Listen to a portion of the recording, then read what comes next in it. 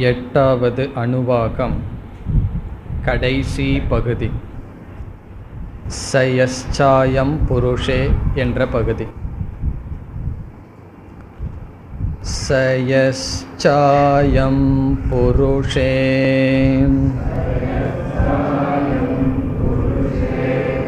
யஸ்சாசாவாதித்யே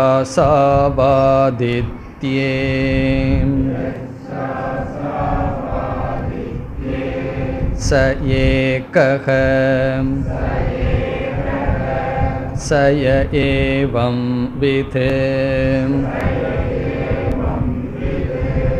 अस्मान् लोकात् प्रेत्य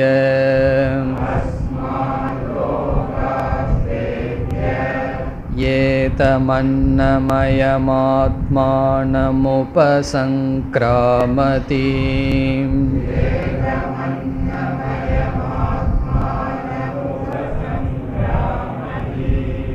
एतं प्राणमयमात्मानमुपसङ्क्रामति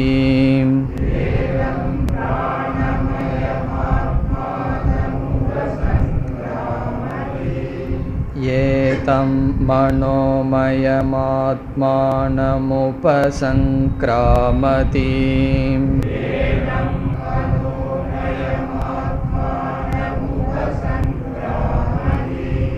एतं विज्ञानमयमात्मानमुपसङ्क्रामति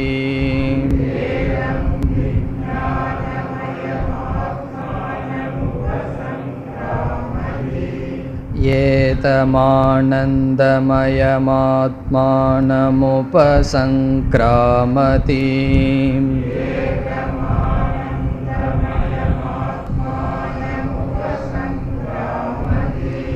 तदप्येष श्लोको भवति.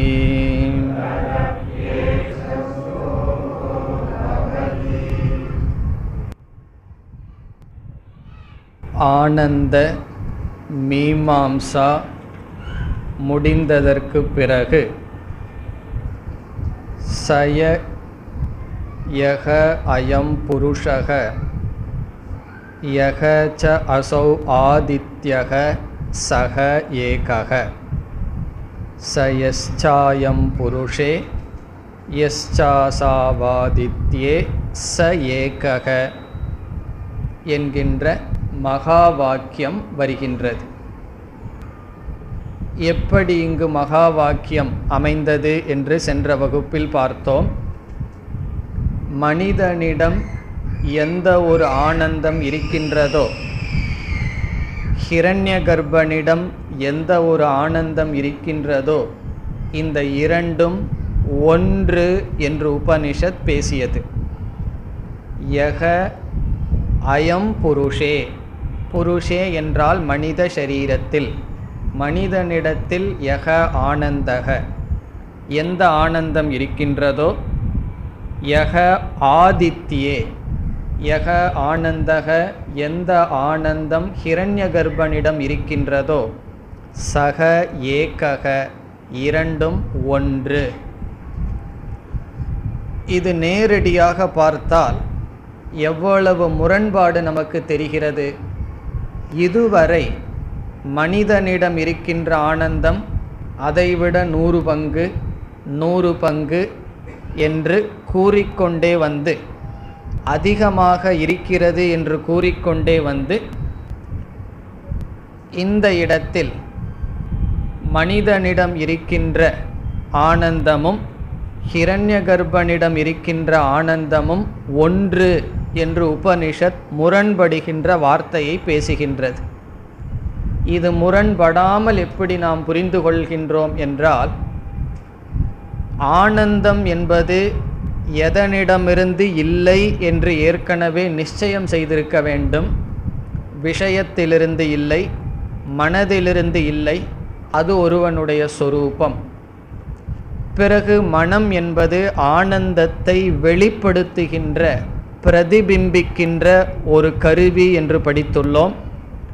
அதனுடைய அடிப்படையில் பிரதிபிம்பம் அதிகரிக்க வைராகியம் காரணம் என்று பார்த்து, எந்த ஒரு தத்துவம் மனிதனுடைய சரீரத்திலிருந்து மனிதனுக்கு ஒரு பங்கு ஆனந்தத்தை கொடுக்கிறதோ, எந்த ஒரு தத்துவம் ஹிரண்ய கர்ப்பனிடமிருந்து மனிதனை காட்டிலும் எவ்வளவோ பங்கு அதிகமான ஆனந்தத்தை கொடுக்கின்றதோ, அந்த ஆனந்தம் ஆத்மா ஒன்று என்பது உபனிஷத்தினுடைய விளக்கம். இதனுடைய அடிப்படையில் மகா வாக்கியம் வருகின்றது, ஹிரண்ய கர்ப்பனும் ஜீவனும் ஒன்று. இந்த இடத்துல ஹிரண்ய கர்ப்பன் என்பது ஈஸ்வரனை எடுத்துக்கொள்கின்றோம். ஈஸ்வரன், விராட் எல்லாம் ஒரே ஒரு ஈஸ்வரனுடைய தத்துவம், விதவிதமான உபாதியின் அடிப்படையில். இவ்விதம் ஐக்கியமானது ஆனந்த மீமாம்சாவினுடைய இறுதியான பலன். இதுவரை சென்ற வகுப்பில் பார்த்தோம். இந்த ஆனந்தமய அல்லது ஆனந்த மீமாம்சாவினுடைய தாத்பர்யம் முக்கியமாக 3 என்று பார்த்து, ஆனந்தம் என்பது ஒருவனுடைய சொரூபம், இரண்டாவது வைராகியத்தினுடைய பெருமை, மூன்றாவது ஐக்கியத்தை காட்ட பயன்படுத்தப்படுகிறது என்று பார்த்து அந்த விசாரத்தை இதோடு நாம் முடித்தோம். இனி அடுத்த பகுதிக்கு வர வேண்டும். சக யக ஏவம் விது. இந்த பகுதிக்கு வருவதற்கு முன் 3 கேள்வியானது கேட்கப்பட்டது, அதாதோனு பிரஷ்னாகா என்று. அந்த 3 கேள்வி என்னவென்றால், பிரம்ம அஸ்திவா, பிரம்மன் இருக்கின்றதா என்பது நாமாக சேர்த்து கொண்ட ஒரு கேள்வி. இரண்டாவது கேள்வி, ஞானி வித்துவான் பிரம்மத்தை அடைகின்றானா இல்லையா. மூன்றாவது கேள்வி, அவித்துவான் பிரம்மத்தை அடைகின்றானா இல்லையா என்ற கேள்வி கேட்கப்பட்டது. இந்த கேள்வியில் பிரம்ம அஸ்தி, பிரம்மன் இருக்கின்றது என்பதற்கு 7 காரணங்களை நாம் பார்த்தோம். அத்துடன் முதல் கேள்வியானது முடிவடைகிறது. உண்மையில் முதலாவது கேள்வி உபனிஷத்தில் நேரடியாக இல்லை, நம்மால் எடுத்துக்கொள்ளப்பட்டது. அதாதோ அணு பிரஷ்னாகா என்ற பன்மையிலிருந்து முதல் கேள்வி நம்மால் கற்பனை செய்யப்பட்டு, அதற்காக இங்கு இருக்கின்ற பகுதியை 7 காரணமாக பிரிக்கப்பட்டு, பிரம்மன் இருக்கின்றதா என்ற கேள்விக்கு 7 காரணங்களினால் பிரம்ம இருக்கின்றது என்று கூறப்பட்டது. இனி சிஷ்யன் கேட்ட அந்த கேள்விக்கு பதில் சய ஏவம் விது என்பதில் ஆரம்பித்து வருகின்றது. அந்த கேட்டவுடன் பதில் கூறவில்லை, இதுவரை உபதேசம் செய்து இனி பதில் வருகின்றது. மீதி கேள்விக்கு பதில் வருகின்றது. மீதி 2 கேள்வி இருக்கு. வித்வான் அடைகின்றானா இல்லையா, அவித்வான் அடைகின்றானா இல்லையா, அதற்கு பதில் வருகின்றது. என்ன பதில் வருகின்றது என்றால், வித்வான் பிரம்மத்தை அடைகின்றான், வித்வான் தான் பிரம்மத்தை அடைகின்றான் என்பது பதில், நேரடியான பதில். வித்வான் பிரம்மத்தை அடைகிறானா அடையவில்லையா ஒரு கேள்வி, அவித்வான் பிரம்மத்தை அடைகிறானா இல்லையா என்பது கேள்வி. உபனிஷத் என்ன பதில் சொல்கிறது? வித்வான் தான் பிரம்மத்தை அடைகின்றான், ஞானிதான் பிரம்மத்தை அடைகின்றான். இதிலிருந்து இனியொரு கேள்வி என்ன, அவித்வான் அடைகின்றானா இல்லையா என்ற கேள்விக்கு பதில் சொல்ல தேவையா? வித்வான் தான் பிரம்மத்தை அடைகிறான் என்று சொல்வதிலிருந்து அவித்வான் பிரம்மத்தை அடைவதில்லை என்ற பதில் நமக்கு கிடைக்கிறது. ஆகவே உபனிஷத் அந்த பதிலை சொல்வது இல்லை. அந்த இரண்டாவது கேள்வி, அதாவது மொத்தத்தில் 3வது கேள்வி, கடைசி கேள்விக்கு பதில் இங்கு கிடையாது. அவித்வான் பிரம்மத்தை அடைகிறானா இல்லையா என்ற கேள்விக்கு பதில் இல்லை. ஆனால் என்ன பதில்? அடைவதில்லை என்பது பதில். வித்வான் அடைகின்றானா இல்லையா என்ற கேள்விக்கு வித்வான் தான் பிரம்மத்தை அடைகிறான் என்ற பதில் இப்பொழுது வருகின்றது. பிறகு நமக்கு அந்த சந்தேகம் வரலாம். என்ன சந்தேகம்?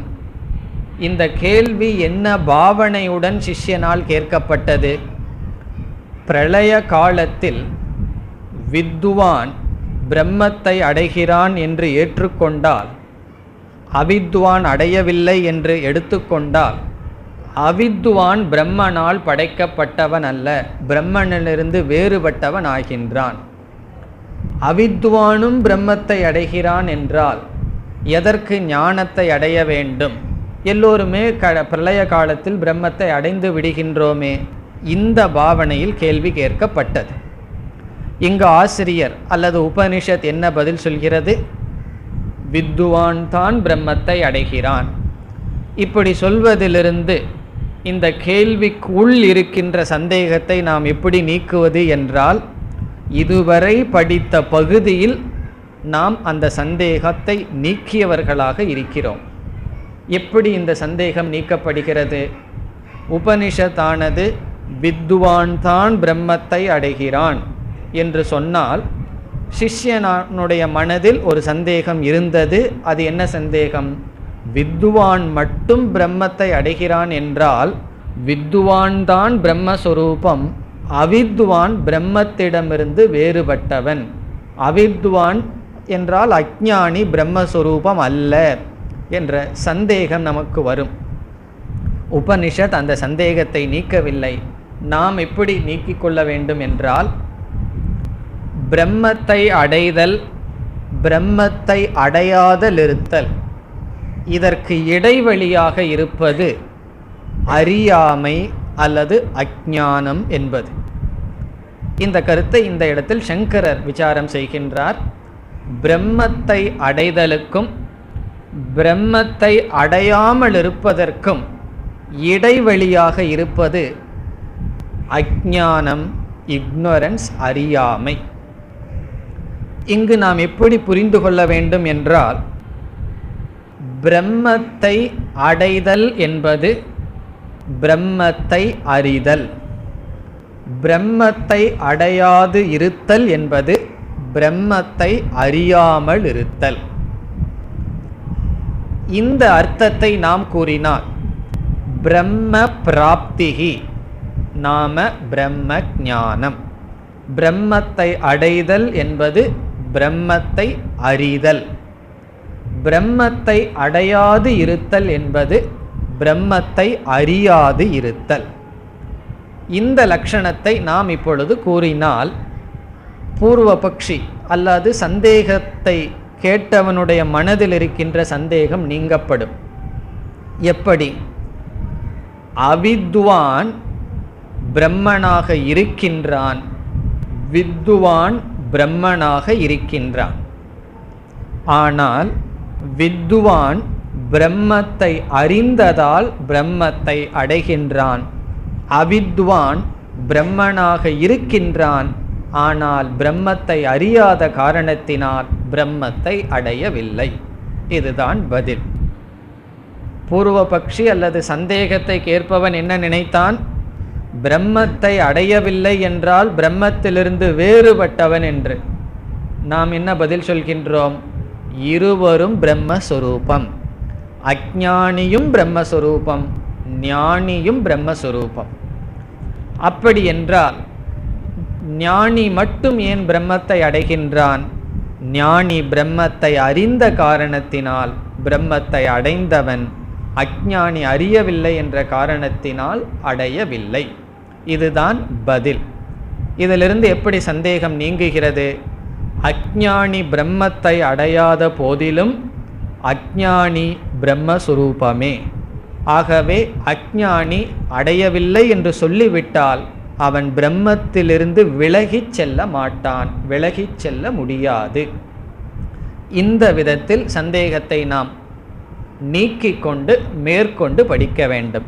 இப்போ இதற்கு பிறகு வருகின்ற பகுதி, இந்த மகா வாக்கிய ஞானத்தினால் ஒருவன் பிரம்மத்தை அடைகின்றான் என்ற பல ஸ்ருதியானது வருகின்றது. உபனிஷத் ஆனது அந்த கேள்விக்கு பதில் இங்கு இருக்கிறது என்றெல்லாம் சொல்லவில்லை. அங்கு கேள்வி கேட்கப்பட்டது உபனிஷத் பேசிக்கொண்டே செல்கின்றது. இந்த இடத்தில் அந்த கேள்வியை நாம் நினைத்து பதிலை சம்பந்தப்படுத்தி கொள்கின்றோம். மகா வாக்கியத்தை சொன்னதற்கு பிறகு இவ்விதம் யார் அறிகிறார்களோ அவர்கள் இந்த பலனை அடைகிறார்கள், அதாவது பிரம்மத்தை அடைகிறார்கள் என்று வருகிறது. இந்த பகுதியை நாம் கேள்வியுடன் சம்பந்தப்படுத்தி கொள்கின்றோம். அவித்வான் அடையவில்லை என்று இங்கு சொல்லவில்லை. சொல்லாவிட்டாலும் வித்வான் தான் அடைகின்றான் என்பதிலிருந்து அவித்வான் அடையவில்லை என்பதையும் புரிந்து கொள்கின்றோம். இனி அந்த கேள்வி விஷயமானது முடிவடைகிறது. உபனிஷத்திற்கு வரலாம். சக யக ஏவம் விது. யக யாரொருவன், யக என்றால் யாரொருவன், ஏவம் விது இவ்விதம் அறிகின்றானோ. ஏவம் என்றால் இந்த விதத்தில், விது என்றால் அறிகின்றானோ. இந்த விதத்தில் என்றால் எந்த விதத்தில்? இதற்கு முன் சொன்ன விதத்தில், சக ஏகக என்ற விதத்தில். ஜீவனுடைய சரீரத்தில் இருக்கின்ற ஆத்மாவும் இந்த உலகத்தில் இருக்கின்ற அனைத்து சரீரத்தில் இருக்கின்ற ஆத்மாவும் ஒன்று என்று யார் அறிகிறார்களோ. சுருக்கமாக சொன்னால் ஏவம் என்ற சொல்லுக்கு ஜீவ பிரம்ம ஐக்கியத்தை யார் அறிகிறார்களோ, மகா வாக்கியத்தினுடைய பொருளை யார் புரிந்து கொள்கிறார்களோ. ஏவம் வித்துனா மகா வாக்கியத்தினுடைய பொருள் யாருக்கு புரிகின்றதோ, ஜீவ பிரம்ம ஐக்கியத்தை யார் புரிந்து கொள்கிறார்களோ. யக யார் புரிந்து கொள்கிறார்களோ. இனி சக அவனுக்கு என்ன ஏற்படுமாம்? சய ஏவம் விது யக ஏவம் விது சக அவன், சகனா அவன், அவன் என்ன செய்வான், அவனுக்கு என்ன நடைபெறுகிறது. இனி மகா வாக்கியத்தை புரிந்தவனை பற்றி உபனிஷத் பேசுகிறது. இப்போ சக கக, இந்த சகங்கிற வார்த்தை எங்கே இருக்கு? சய ஏவம் விதுங்கிற இடத்துல சக அவன் இந்த மாதிரி செய்வான், அவனுடைய நிலை இது என்று உபனிஷத் பேசுகிறது. அதாவது மகா வாக்கியத்தை புரிந்தவனை பற்றி இனி உபனிஷத் பேசுகிறது. அவன் என்ன செய்கின்றானாம்? அஸ்மாத் லோகாத் பிரேத்திய. அஸ்மாத் என்றால் இந்த, லோகாத் என்றால் உலகத்தில், உலகத்திடமிருந்து என்று பொருள். அஸ்மாத் லோகாத் என்றால் இந்த உலகத்திடமிருந்து. பிரேத்திய என்ற சொல்லுக்கு பொருள் விட்டு விட்டு. பிரேத்திய என்றால் பிரசித்தமான பொருள் மரணமடைந்து என்று. இந்த இடத்தில் அந்த பொருள் வராது.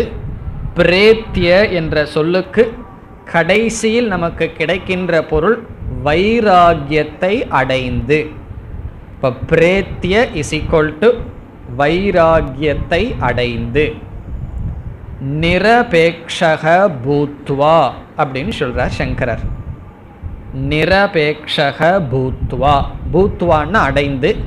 நிரபேக்ஷக என்றால் அதில் இருக்கின்ற டிபெண்டன்ஸ், சார்ந்திருத்தலை விட்டு விட்டு அப்படின்னு அர்த்தம்.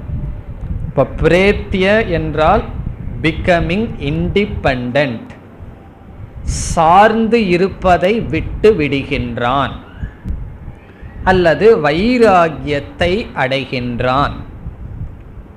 முழுமையாக படித்தால் என்ன பொருள் வருகிறது? இந்த லோகத்திடமிருந்து முழு உலகத்தில் வைராகியத்தை அடைந்து.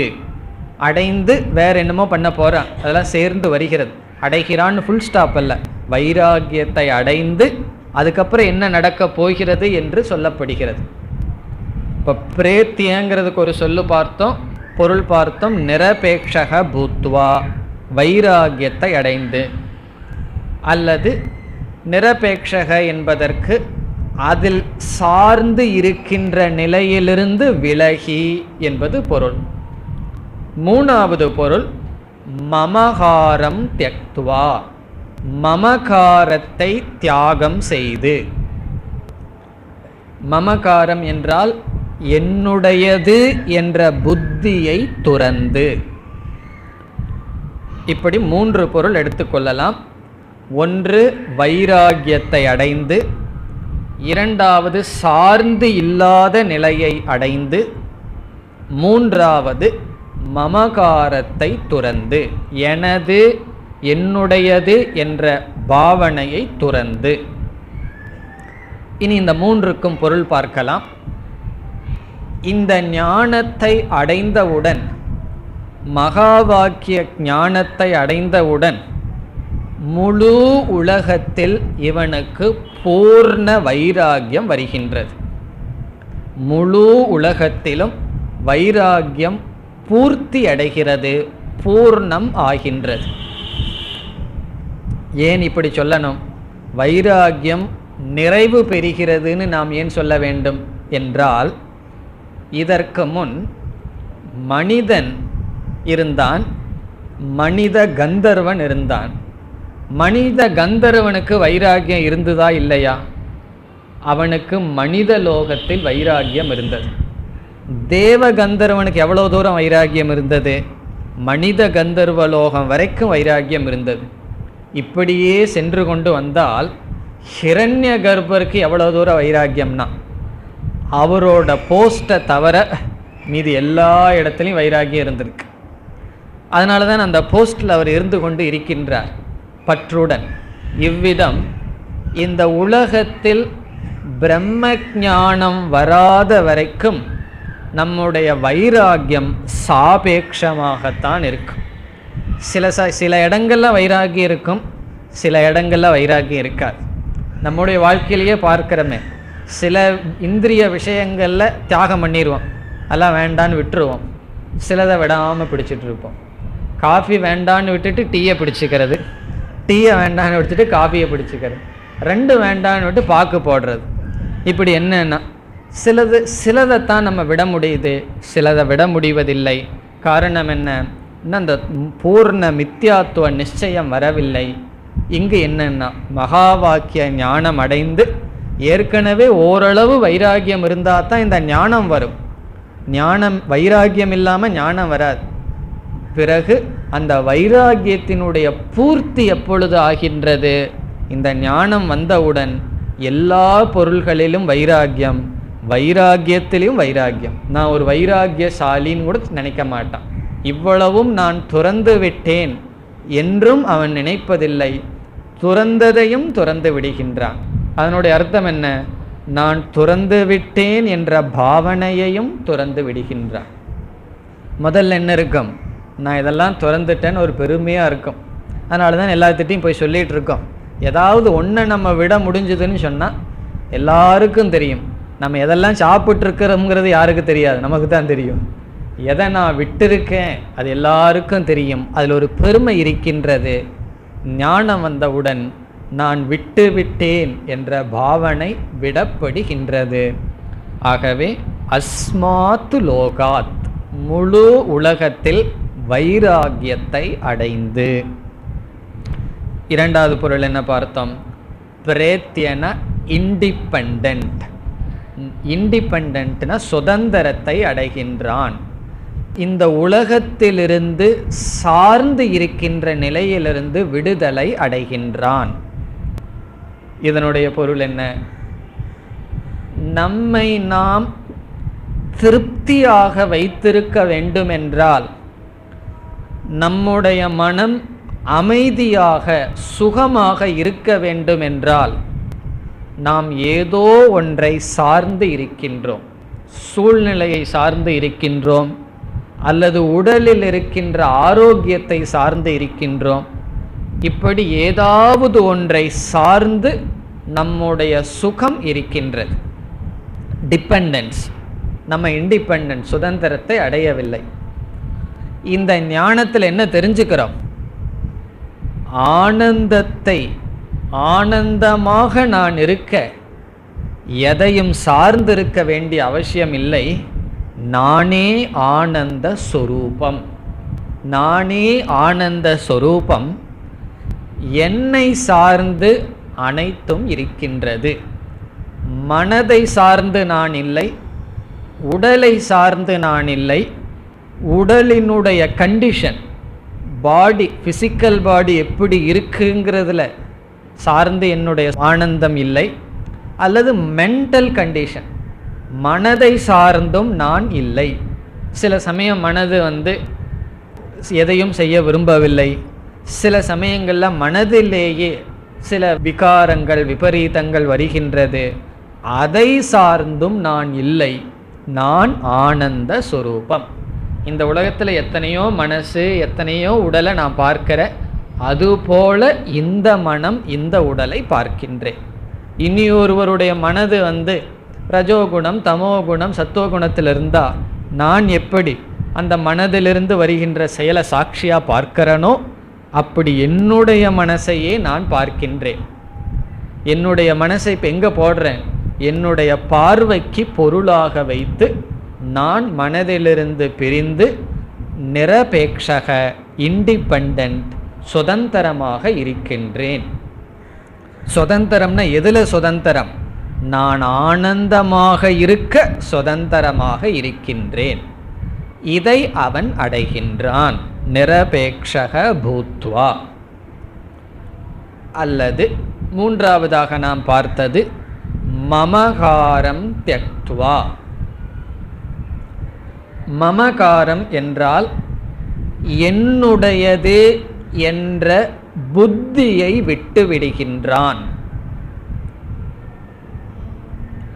என்னுடையது என்ற புத்தியை நாம் எங்கு வைத்திருக்கின்றோம்?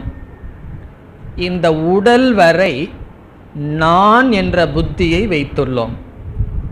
உடலிலிருந்து மற்ற சில பொருள்களில் என்னுடையது என்ற புத்தியானது இருக்கின்றது. இப்பொழுது அகில பிரபஞ்சமானது இரண்டாக பிரிக்கப்படுகிறது. பகவான் ஒரே உலகத்தை தான் படைச்சிருக்கார். நம்ம உலகத்தை இரண்டாக பிரிச்சிருக்கோம்.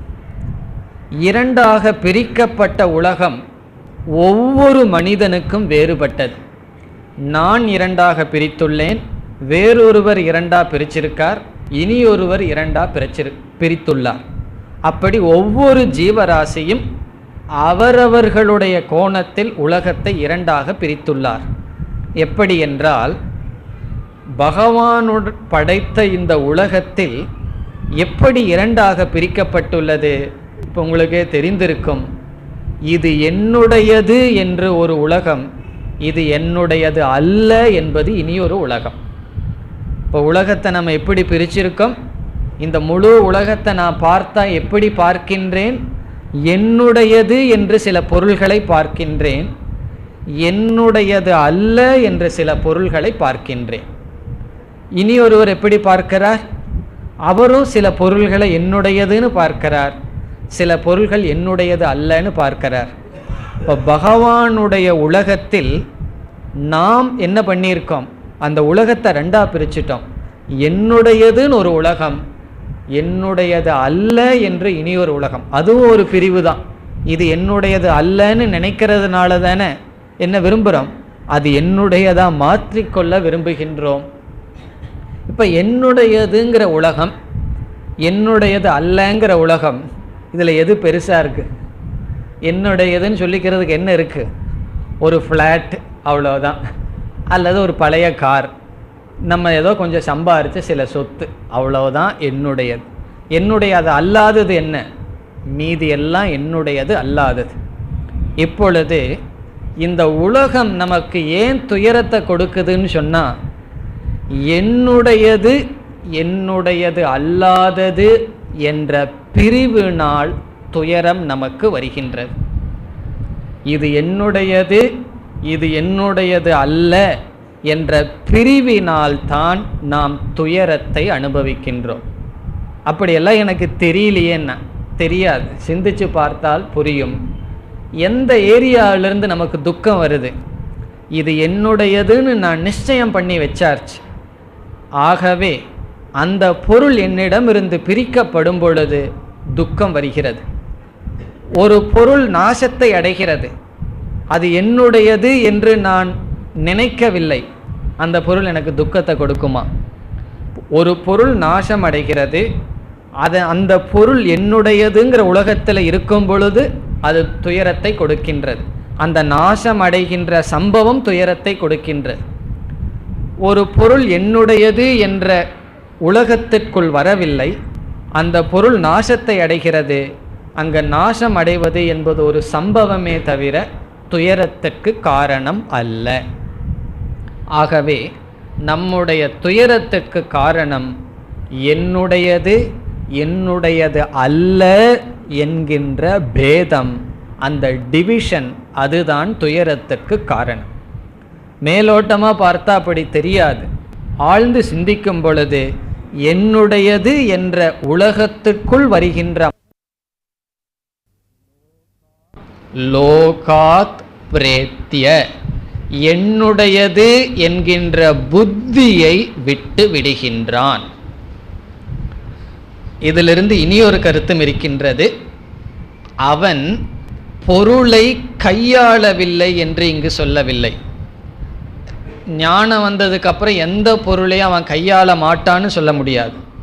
அவன் கையாளுகின்றான், என்னுடையது என்கின்ற புத்தியை துறந்து கையாளுகிறான். நம்ம வாடகை வீட்டில் இருக்கிறது போல அந்த வீட்டை கையாளுகின்றோம், ஆனால் என்னுடையது என்ற எண்ணம் இல்லாமல் இருப்பது போல என்னுடையது என்ற புத்தியை மட்டும் துறக்கின்றான். அந்த புத்தியை மட்டும் துறந்தா என்ன கிடைக்கும்னா, அந்த புத்தியினால சம்சாரம், அந்த புத்தியை துறந்து விட்டால் மோட்சம், துயரம் இல்லை. இது என்னன்னா, இது நடைபெறுகிறது எதனால்? இந்த மகா வாக்கிய ஞானத்தினால். மகா வாக்கியம் சும்மா நினைக்கக்கூடாது, அது மகா வாக்கியம். காரணம் என்ன? இவ்வளவு பெரிய பிரயோஜனத்தை அது நமக்கு கொடுக்கின்றது. இந்த ஞானத்திற்கு பிறகு மமகாரத்தை துறந்து இந்த உலகத்தை பார்த்தா அது ஈஸ்வரனுடைய சிருஷ்டி, நம்முடைய சிருஷ்டி அல்ல. நம்ம சிருஷ்டி தான் உலகத்தை பிரித்து வச்சிருக்கு. இது என்னுடையது இது என்னுடையது அல்லன்னு பிரித்து வச்சிருக்கு. மமகாரத்தை துறந்து பார்த்தால் என்ன இருக்கின்றதோ அது ஈஸ்வரனுடைய சிருஷ்டி. அந்த சிருஷ்டி நமக்கு துயரத்தை கொடுக்காது. அஸ்மாத் லோகாத் பிரேத்திய. இனி லோகக என்பது இந்த உலகம் மட்டுமல்ல, திருஷ்ட அதிருஷ்ட, நம்ம பார்க்காத உலகமும் கூட. அது சொர்க்கமாகலாம் அல்லது பிரம்மலோகமாக இருக்கலாம். எவ்வளவோ லோகத்தை எல்லாம் பார்த்துட்டு வந்தோமே ஆனந்த மீமாம்சாவில். அப்படி எந்த லோகமாக இருந்தாலும் அனைத்து பிரபஞ்சம் என்பது பொருள். இப்போ திருஷ்ட அதிருஷ்ட விஷய சமுதாயாத், திருஷ்டமான அதிருஷ்டமான விஷய கூட்டங்களிலிருந்து அவன் வைராகியத்தை அடைகின்றான். அதிலிருந்து இண்டிபெண்டன்ட் சுதந்திரத்தை அடைகின்றான். அதில் என்னுடையது என்ற பாவனையை துறந்து விடுகின்றான். ஒரு அன்பர் ஒருவர் இருந்தார். அவருடைய தந்தை இந்த ஃபைனான்ஸ் பிஸ்னஸ் பண்ணிகிட்டு இருந்தார். எல்லாத்துக்கும் பணத்தை கொடுப்பார், வட்டி வாங்குவார், பண்ணிகிட்டு இருந்தார். திடீர்னு அவர் இறந்து விட்டார். அப்போ அவருடைய மகன் என்ன பண்ணார், யாருக்கெல்லாம் அப்பா கொடுத்துருக்கார் அப்படின்னு எடுத்து எல்லாம் பார்த்து அதெல்லாம் செட்டில் பண்ணிவிட்டு அவர் அதே போல் சந்தோஷமாக வாழ்ந்துட்டு இருந்தார். சில வருடங்கள் சென்று விட்டது, 5 வருஷம் ஆயிடுது. அதுக்கப்புறம் புதுசாக ஒரு உண்மையை கண்டுபிடிச்சார். வேறு யாருக்கோ ஒரு 5 லட்சம் ரூபா அவங்க அப்பா கொடுத்துருக்கார். அவர் வாங்கினவரும் சொல்லவே இல்லை. காரணம் என்ன? டாக்குமெண்ட் எல்லாம் அவர்கிட்டயே இருந்திருக்கு. இவருக்கு தெரியாமல் இருந்ததுனால தெரியலன்னா நல்லதுன்னு விட்டுட்டார். பிறகு இவர் கண்டுபிடித்து விட்டார். வேறொருவருக்கு புதிதாக இந்த உண்மை தெரிந்தது. பிறகு தெரிஞ்ச உடனே அந்த டாக்குமெண்ட் எடுத்துகிட்டு போய் கேட்டார். அவர் ஒத்துக்கொண்டார், ஆமாம் உண்மைதான், ஆனால் நான் எல்லாம் இப்போ கொடுக்க மாட்டேன், 10 வருஷம் ஆகட்டும்னு சொல்லி கொடுக்க மாட்டேன்னு சொல்லிட்டார். அந்த தேதியிலிருந்து அவருக்கு மனசில் வந்தது என்ன தெரியுமோ? ஒரு பெரிய துக்கம். அந்த துக்கத்துக்கு எவ்வளவு தூரம் எவ்வளவு அமௌண்ட் அவருக்கு துக்கம்னா 5 லட்சம் ரூபா துக்கம் அவருக்கு வந்திருக்கு. அதற்கு முன்னாடி என்னன்னா 5 லட்சம் ரூபா துக்கம் அவருக்கு இல்லை. இப்போ துக்கத்தினுடைய அமௌண்ட் என்னன்னு சொன்னால், அந்த பொருள் அவர் சம்பாரிச்சது கிடையாது. எத்தனையோ வருஷம் அவர் அப்பா சம்பாரித்து யாருக்கோ கொடுத்துருக்கார். அது என்னுடையது. எனக்கு சார்ந்தது அவரிடம் இருக்கிறது, அது வராது இப்பொழுதுன்னு தெரிஞ்ச உடனே துக்கம். இதை நினைக்கும் பொழுதுதான் மாயையினுடைய பகவானுடைய லீலை புரிகின்றது. அவர் சந்தோஷமாக இருந்தார், இருக்கிறதுல கண்டென்ட்மெண்ட்டோடு திருப்தியாக இருந்தார். அவர் என்னிடம் சொன்னார், சொல்லிவிட்டு எனக்கு ரொம்ப துக்கமாக இருக்குது, அதை நினச்சி கஷ்டமாக இருக்குது, 5 லட்சம் ரூபா போச்சேன்னு. ஏதோ கஷ்டப்பட்டு சம்பாரித்து சேர்த்து வச்ச மாதிரி. அப்போ நான் நினச்சேன், சந்தோஷமாக இருக்க பகவான் விடலையே அவரை. பொருள் இருந்தது, ஆனால் என்ன ஆச்சுன்னா 5 லட்சம் ரூபா போச்சேன்னு சொல்லி. இதுதான் மமகாரம். இதற்கு முன்னாடி அவர் சிந்திக்கம் கூட கிடையாது. அது தெரியாமல் இருந்திருந்தால் சந்தோஷமாக இருந்திருக்கும். ஞானிக்கு என்னன்னா எல்லாமே ஈஸ்வரனுடையதுன்னு தெரிஞ்சது காரணத்தினால எது தன்னிடமிருந்து போனாலும் துக்கம் இல்லை. இந்த ஞானம் வர்ற வரைக்கும் நமக்கு இல்லாததை நம்முடையதுன்னு கற்பனை பண்ணி சந்தோஷமாக இருக்க முடியாது. ஞானத்தினுடைய பலன் மமகார தியாக. அஸ்மாத் லோகாத் பிரேத்ய. இனி என்ன செய்கிறானா, அதற்கு பிறகு என்ன நடக்கின்றது? ஏதம் அன்னமயம் ஆத்மானம் உபசங்கிராமதி. ஏதம் இந்த, ஏதம் என்றால் இந்த, அன்னமயம் நம்முடைய ஸ்தூல சரீரம், அன்னமயத்தை, ஆத்மானம் ஆத்மா என்று கருதி இருந்த, இந்த ஸ்தூல சரீரம் ஆத்மா என்று நினைத்து கொண்டிருந்தான். அவ்விதம் ஆத்மா என்று நினைத்து கொண்டிருந்த ஸ்தூல சரீரத்தை, ஆத்மானம் என்றால் ஆத்மாவாக பாவித்து கொண்டிருந்த, அன்னமயம் என்றால் ஸ்தூல சரீரம். 5 கோஷத்தை படிச்சிருக்கிறோம் அல்லவா, அதே ஒவ்வொரு கோஷமும் வர இருக்கின்றது. அன்னமயம் ஆத்மானம் உபசங்கிராமதி. உபசங்கிராமதி என்பதற்கும் விதவிதமாக நாம் பொருள் பார்க்க இருக்கின்றோம். முதல் பொருள், அகங்காரத்தை துறக்கின்றான். அகங்காரம் தியஜதி. அப்படி என்றால் இந்த அன்னமயத்தில் ஸ்தூல சரீரத்தில் இருக்கின்ற அகங்காரத்தை துறக்கின்றான். இதற்கு முன்னாடி எதை துறந்தான்? உலகத்தில் இருக்கின்ற மமகாரத்தை துறந்தான்.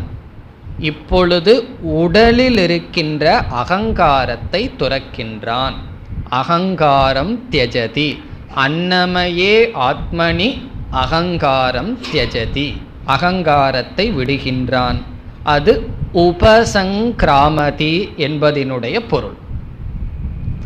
உபசங்கிராமதி, சங்கிரமணம் என்பதனுடைய டிக்ஷனரி படி என்ன பொருள்னு சொன்னால், ஒன்றை விட்டு ஒன்றுக்கு தாவுதல்.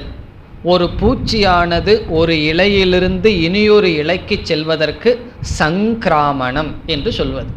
அது ஒரு இலையில் இருக்கின்றது, சிறிய இலையில். அது என்ன செய்கின்றது? அடுத்த இலையை பிடிச்சிட்டு இந்த இலையை விட்டுறது. அப்படியே அது ஊர்ந்து செல்லுதல். அப்படி செல்வதற்கு பெயர் உபசங்கிரமணம். அதான் டிக்ஷனரி படி அர்த்தம்.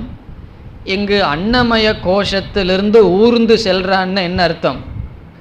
இந்த ஜீவன் அன்னமய கோஷத்திலிருந்து ஒரு சிறிய பூச்சியை போல இந்த இலையை விட்டுட்டு அடுத்தது பிராணமய கோஷத்திற்கு ஊர்ந்து செல்றாருனுடைய அர்த்தம் என்ன கடைசியாக கிடைக்குது? இதில் நான் என்கின்ற அபிமானத்தை விட்டு விடுகின்றான். அதுதான் பொருள். இப்போ லட்சியார்த்தம் அகங்கார தியாகம். உபசங்கிரமணம், உபசங்கிராமதி என்பதற்கு பொருள் ஊர்ந்து செல்லுதல், செல்லுதல், நடத்தல், தாண்டி செல்லுதல். இதுக்கு தமிழில் உபசங்கிரமணம் சொன்னால் தாண்டி செல்லுதல். அன்னமயத்தை தாண்டி செல்கின்றான். அன்னமயம்ங்கிறது ஆத்மாவாக நினைத்த அன்னமயத்தை தாண்டி செல்கின்றான் என்பது முதல் பொருள். இரண்டாவது பொருள், ஸ்தூல அன்னமயத்தை அன்ன பிரபஞ்சத்தோடு ஐக்கியப்படுத்துகின்றான். வியஷ்டி சமஷ்டி ஐக்கியத்தை செய்கின்றான். இந்த உடலை சமஷ்டி அன்ன பிரபஞ்சத்தோடு ஒன்றாக்கி விடுகின்றான். வியஷ்டி பஞ்ச கோஷத்தை சமஷ்டி பிரபஞ்சத்தோடு ஐக்கியம் செய்கின்றான். இரண்டாவது பொருள். முதல் பொருள் என்ன? எல்லாத்துக்கும் கடைசியில் ஒரே அர்த்தம் தான் வருது. 3 4 நம்ம பார்த்தாலும் கடைசியில் ஒரே பலன்தான். முதலில் மமகாரத்தை துறந்து இனி ஒவ்வொரு கோஷத்தில் இருக்கிற அகங்காரத்தை துறக்கிறான். அதுதான் வரப்போகுது. அன்னமயம் பிராணமயம்னு வரிசையாக சொல்லுது உபசங்கிராமத்தின். ஒவ்வொரு கோஷத்தில் இருக்கிற அகங்கிற பாவனையை நீக்கி கடைசியில் ஆத்மாவுக்கு செல்கின்றான். அதுதான் வர இருக்கின்றது. அதில் அன்னமயம் ஆத்மானம், அங்கே ஆத்மாங்கிற வார்த்தை வருவதற்கு காரணம், அதில் முதலில் நான் என்கின்ற பாவனையை வைத்திருந்தான், அதை துறக்கின்றான். இப்பொழுது சமஷ்டி வியஷ்டி ஐக்கியம் செய்கின்றான். இப்படி செய்யவில்லைன்னா என்ன பிரச்சனை வரும்னு நம்ம பார்த்துருக்கோம். இந்த 5 கோஷத்தை மட்டும் நான் விட்டேன்னு சொன்னால் ஒவ்வொரு சரீரத்துக்கும் ஒவ்வொரு ஆத்மானு வந்துடும். அப்படி அல்லாமல் அகில பிரபஞ்சத்தையும் தியாகம் செய்கின்றான். நம்முடைய அன்னமய கோஷத்தை மித்யா அல்லது அது அனாத்மா என்று புரிந்து கொண்டால், அதில் வைராகியம் வந்தால் உலகத்தில் இருக்கிற எல்லா அன்னமய கோஷத்திலையும் வைராகியம் வந்துடும். இப்போ இந்த சரீரத்தில் வைராகியம் வந்தால் நமக்கு எல்லா சரீரத்திலும் வைராகியம் வரும். அப்பொழுது பஞ்ச கோஷத்தை தாண்டி செல்லும் பொழுது வெஷ்டி கோஷத்தை மட்டும் தாண்டி செல்லவில்லை, சமஷ்டியும் சேர்ந்து அவன் தாண்டி செல்கின்றான். இந்த கருத்தெல்லாம் நாம் பார்த்தது தான். இனி மூன்றாவது பொருள் பாததே. பாததே என்றால் நீக்குகின்றான், மித்யாவாக்குகின்றான், பொய்யாக புரிந்து கொள்கின்றான், பொய்யாக்குகின்றான். ஞானத்தினால் அஞ்ஞானத்தை நீக்குகின்றான். பிராந்தி நாசக. சங்கரர் ஒரு இடத்துல அப்படி சொல்றார். உபசங்கிராமணம் உபசங்கிராமத்தின்னு சொன்னால் பிராந்தி நாசக. பிராந்தின என்ன? அஞ்ஞானம். நாசகன நாசப்படுத்துகின்றான், அறியாமையை நாசப்படுத்துகின்றான், அல்லது மித்யாவாக ஆக்குகின்றான். இதற்கு முன்னாடி எப்படி இருந்தது? சத்தியமாக இருந்தது. சத்தியமாக இருந்த ஸ்தூல சரீரத்தை இவன் மித்யாவாக்குகின்றான். 2 சொற்கள் இருக்கின்றது. பாதக நாசம். நாசக அப்படின்னு 2 சொல் இருக்கு. நாசம்னு சொன்னால் அழித்து விடுவது. பாதா என்றால் அதை அழிக்காமலேயே மனதளவில் நீக்கி விடுதல். பாதா நெகேஷன், நிஷேதம். எப்படி என்றால், காணல் நீரை பார்க்கின்றோம். முதலில் அங்கு நீர் இருக்கின்றது என்ற அறிவானது, அறிவுன்னு சொன்னால் தவறான விபரீத ஞானம் இருக்கின்றது. பிறகு விசாரம் செய்து பார்த்ததற்கு பிறகு, விசாரம்னு என்ன? அங்கே தண்ணி இருக்குன்னு நினச்சிட்டு போய் பார்த்து தண்ணி இல்லாமல் திரும்பி வந்ததற்கு பிறகு அந்த நீரை நாம் பார்க்கின்றோம். அந்த நீருக்கு நாசம் ஏற்படவில்லை, பாதை ஏற்பட்டு உள்ளது. பாதைன்னா என்ன? அந்த நீர் நீராக தெரிகிறது, ஆனால் நீர் ஆக தெரிகிறது என்பது தெரிகிறது. முன்ன எப்படின்னா, நீராக தெரிந்தது, நீர் இருக்கிறதுன்னு நான் நினைச்சேன். இப்பொழுது நீராக மட்டும் தெரிகிறது, நீர் அங்கு இல்லை என்று வெறும் தோற்றம்தான், உண்மையில் இல்லை. இந்த ஞானத்திற்கு பேரு பாதக. கயிற்றிலிருந்து பாம்பு தெரிகிறது. ஞானம் வந்ததற்கு பிறகு பாம்பானது சென்று விடுகிறது. அப்போ 2 நடக்குது. பாம்புக்கு நாசமும் வருகிறது, பாம்புக்கு பாதா, பாம்பானது நீக்கப்படுகிறது. சில விஷயங்களில் ஞானம் வந்தால் பொய்யான தோற்றமே மறைஞ்சிரும். சில விஷயங்களில் மறையாது. மறையாத விஷயத்தில் ஞானம் வந்ததற்கு பிறகும் தோற்றம் இருந்தால் அதற்கு பெயர் பாதா. பாதை.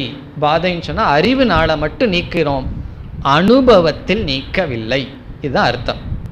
இப்போ பாதைக்கு என்ன லட்சணம் சொல்லலாம்? அறிவினால் நீக்கப்படுகிறது, அனுபவத்தினால் நீக்கப்படவில்லை. நாசத்திற்கு என்ன சொல்லலாம்? அறிவினாலும் அனுபவத்தினாலும் நீக்கப்படுதல் நாசம், அழிவு. நாசம்னா அழிவு.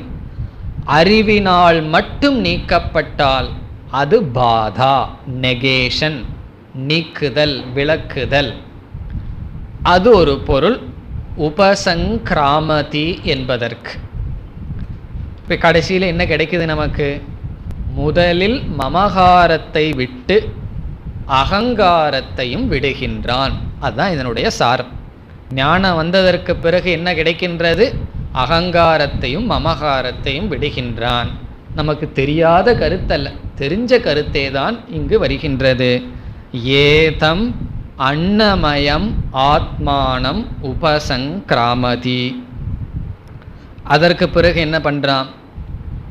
அடுத்தது ஏதம் பிராணமயம் ஆத்மானம் உபசங்கிராமதி.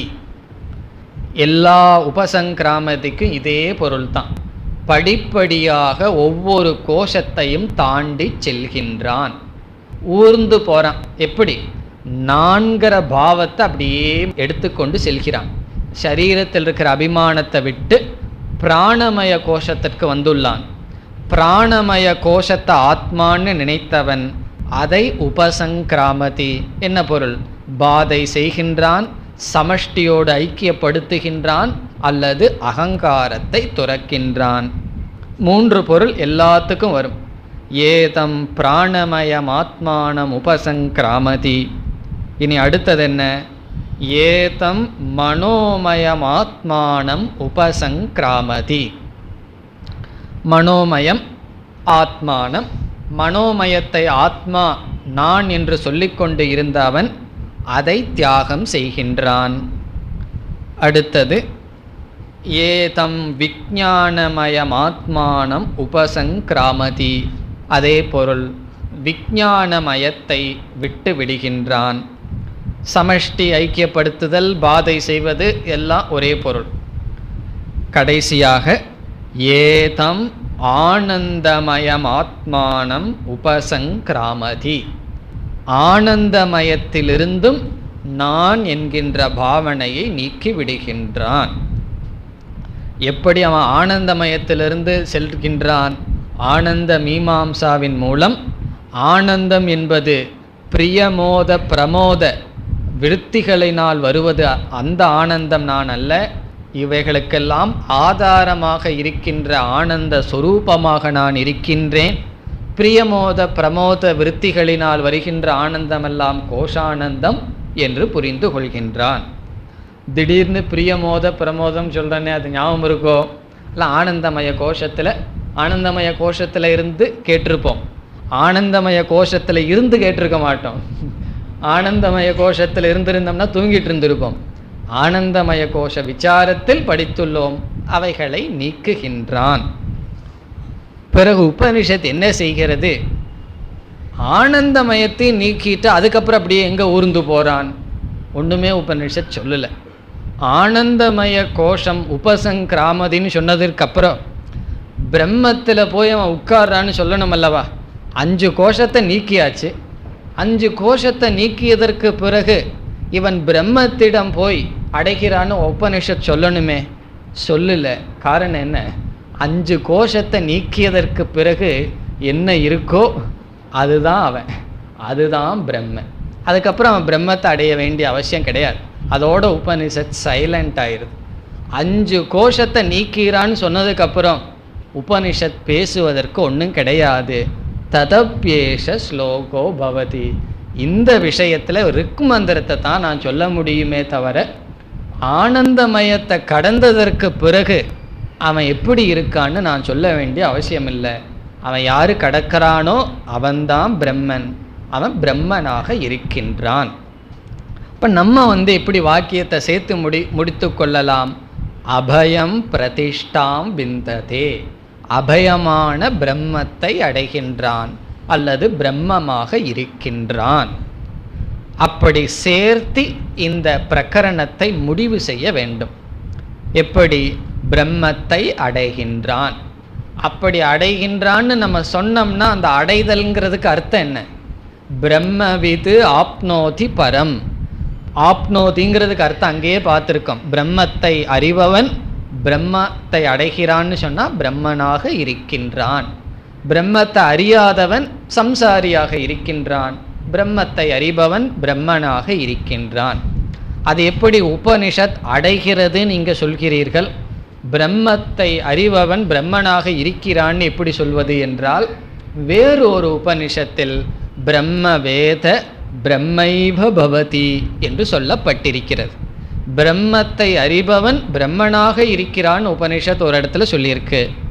இங்க பிரம்மத்தை அறிபவன் பிரம்மத்தை அடைகிறான்னு சொல்லியிருக்கு. அந்த உபனிஷத்தினுடைய சப்போர்ட் அதை எடுத்துக்கொண்டு இங்கும் பிரம்மத்தை அறிபவன் பிரம்மனாக இருக்கின்றான் என்ற முடிவுக்கு வருகின்றோம். ஏதம் ஆனந்தமயம் ஆத்மானம் உபசங்கிராமதி என்ற சங்கிரமணம், அகங்காரத்தை துறந்து சமஷ்டி வெஷ்டி ஐக்கியம் செய்து பிறகு அனைத்தையும் மித்யா என்று செய்ததற்கு பிறகு அகங்கார மமகாரத்தை துறந்த அகமாக இருக்கின்ற பிரம்மத்தை அறிகின்றான். பிரம்ம பிராப்திகி, அந்த பிரம்மத்தை வித்துவான் அடைகின்றான் அல்லது அறிகின்றான். யார்னா ஏவம் விது. அந்த ஏவம் விது தான் விஷயமே இருக்கு. இவ்விதம் மகா வாக்கிய ஞானத்தை அடைபவன் மமகாரத்தை அகங்காரத்தை துறந்து பிரம்ம பிராப்தி அவனுடைய பலன். இப்போ இங்கு நமக்கு சந்தேகம் வரலாம். பிரம்ம ஞானம் வந்தவுடன் நேரடியாக அவன் பிரம்மத்தை தெரிந்து கொள்கின்றான். உதாரணமாக கயிறு இருக்கின்றது, அதில் பாம்பை பார்க்கின்றோம். கயிற்றினுடைய ஞானம் வந்தவுடன் பாம்பு எப்படி மறைகின்றது? முதல்ல வாழு மட்டும் மறைஞ்சிடும், அதுக்கப்புறம் மத்திய பாகம், அதுக்கப்புறம் கடைசியில் தலை. அப்படி கொஞ்சம் கொஞ்சமாவா பாம்பு போகும்? உடனடியாக அது எவ்வளவு நீளம் இருந்தாலும் அந்த பாம்பு அப்படியே சென்று விடுகிறதல்லவா? இப்போ அதிஷ்டான ஞானத்தினால் ஆரோப்பம் செய்வது உடனடியாக சென்று விடுகிறதே தவிர படிப்படியாக சென்று விடுவதில்லையே. அப்படி இருக்க இங்கு பிரம்ம ஞானத்தை அடைந்தவுடன் முதலில் அன்னமயத்தை துறக்கின்றான், பிறகு பிராணமயம் மனோமயம் என்று படிப்படியாக எப்படி உபனிஷத் சொல்ல முடியும்? அட் ஒன்ஸ் பிரம்ம ஞானத்தை அடைஞ்ச உடனே மமகாரம் அகங்காரமெல்லாம் சேர்ந்து செல்ல வேண்டுமே என்றால், யாராவது ஒரு கேள்வியை கேட்டால் நம்ம என்ன பதில் சொல்கிறோம்? சரி, நீ சொல்வது தான் சரி. பிறகு எதற்கு உபனிஷத் இப்படி பேசுகிறது என்றால், எந்த விதத்தில் அத்தியாரோப அபவாத விதத்தில் ஞானம் அடையப்பட்டதோ அந்த விதத்தில் பலனை சொல்வதற்காக உபனிஷத் இப்படி பேசுகிறது. அதனால் இப்படி ஒரு சந்தேகம் யாராவது கேட்டால் நம்ம என்ன சொல்கிறோம்? இந்த போர்ஷனை ரொம்ப சீரியஸாக எடுத்துக்காத. உபனிஷத் என்ன செய்கிறது? ஒவ்வொரு கோஷமாக விசாரம் செய்து ஆத்மாவை காட்டியது, அதனுடைய அடிப்படையில் பலனை சொல்கிறது. உண்மையில் அவன் 5 கோஷத்தையும் ஒரே தாண்டு ஒரே இதில் நீக்கி விடுகின்றான். இந்த ஒவ்வொன்றா அவன் போவது இல்லை என்பது ஒரு பதில். உண்மையில் ஞானம் வந்தவுடனே எப்படி பாம்பு முழுமையாக போகுதோ, அல்லது தண்ணீர் கொஞ்சம் தண்ணி தான் பொய்ன்னு சொல்லி நான் புரிஞ்சுக்கிறது இல்லையா, பார்க்கறது எல்லா நீரும் பொய்ன்னு புரிஞ்சுக்கிறது போல அவன் எல்லா கோஷத்தையும் ஒரே தாண்டில் தாண்டி விடுகின்றான், முழுமையாக அகங்காரத்தை விடுகின்றான். ஆனாலும் உபனிஷத் படிப்படியாக கூறுகின்றது. அல்லது ஞானத்தை அடைந்ததற்கு பிறகும் கூட இந்த விபரீத பாவனையை படிப்படியாக துறக்கின்றான். முதல பொருள் என்ன பார்த்தோம்? உண்மையில் எல்லா கோஷத்தில் இருக்கின்ற அபிமானத்தை சேர்ந்து தாண்டி விடுகின்றான். இருந்தாலும் உபனிஷத் கிரமத்திற்காக சொன்னது என்று பார்த்தோம். அல்லது ஞானம் வந்ததற்கு பிறகும் ஞான நிஷ்டை அடைய வேண்டும். விபரீத பாவனைகள் இருக்கின்றது. முதல் விபரீத பாவனை ஸ்தூல சரீரத்தில் இருக்கு, அடுத்த விபரீத பாவனை பிராணமய கோஷம் என்று படிப்படியாக விபரீத பாவனையை துறந்து வருகின்றான் என்று ஞானம் ஒரே படியில் நடைபெறுகிறது. ஞான நிஷ்டையானது படிப்படியாக வருகின்றது. அதை நம்ம அனுபவத்தில் பார்க்கிறோமா இல்லையா? நம்முடைய அனுபவத்தில் பார்க்கின்றோம். எதை பார்க்கின்றோம்? ஞானமானது வந்து விடுகிறது. சில ஹேபிச்சுவல் எரர்னு சொல்கிறோமே, விபரீத பாவனைகள், தேகாத்ம புத்தி காலப்போக்கில் தான் நீங்குகின்றது. அவ்விதம் இவன் படிப்படியாக ஒவ்வொரு கோஷத்தில் இருக்கின்ற அபிமானத்தை நீக்கி பிரம்மஸ்வரூபமாக இருக்கின்றான். இனி கடைசி பகுதி. தது அபி ஏஷக ஸ்லோகக பவதி.